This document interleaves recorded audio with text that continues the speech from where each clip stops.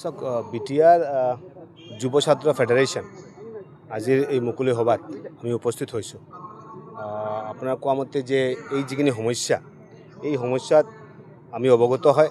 ইতিমধ্যে মাননীয় মুখ্যমন্ত্ৰী এইটো এড্ৰেছ কৰিলে আৰু ইটোৰ ওপৰত কিছুমান ব্যৱস্থা লোৱা হৈছে। ইতিমধ্যে আপোনাৰ জাগে আধাৰ কাৰ্ডৰ ক্ষেত্ৰত ব্যৱস্থা লোৱা হৈছে, ডিবুটাৰৰ ক্ষেত্ৰত ব্যৱস্থা লোৱা হৈছে আৰু কেইদিনমান আগতে আমাৰ বিধানসভাত এইটোৰ ওপৰত এটা ইস্যু আহিছিল। এই ইস্যুলৈ যেতিয়া ডিছকাশ্যন হ'ল তেতিয়া প্ৰায় প্ৰত্যেকজন বিধায়কে, অখিল গগৈ ধৰি আদি কৰি প্ৰায় প্ৰত্যেকজন বিধায়কে আমি একে সুৰে কৈছোঁ আৰু যে এই সমস্যাটো সমাধান কৰিব লাগে। ইতিমধ্যে মই ভাবোঁ যে আমাৰ মাননীয় মুখ্যমন্ত্ৰী এইটোলৈ তৎপৰ হয় আৰু এইটোৰ ওপৰত ব্যৱস্থা লোৱা হৈছে আৰু যাতে এই সমস্যাখিনি যাতে আমি পৰ্যায়ক্ৰমে যাতে এই সমস্যাৰ সমাধানটো কৰিব পাৰি। আৰু ইতিমধ্যে যিটো ব্যৱস্থা লোৱা হৈছে আমি এইটোৰ ওপৰত কনফিডেণ্ট হয় যে আজি যিটো মুকলি সভা হৈছে, আমি যিখিনি সিদ্ধান্ত লৈছোঁ আমি নিশ্চয় আমাৰ মাননীয় মুখ্যমন্ত্ৰীলৈ জনাম আৰু এই সমস্যাটো সমাধান হ'ব বুলি মই আশা ব্যক্ত কৰিছোঁ।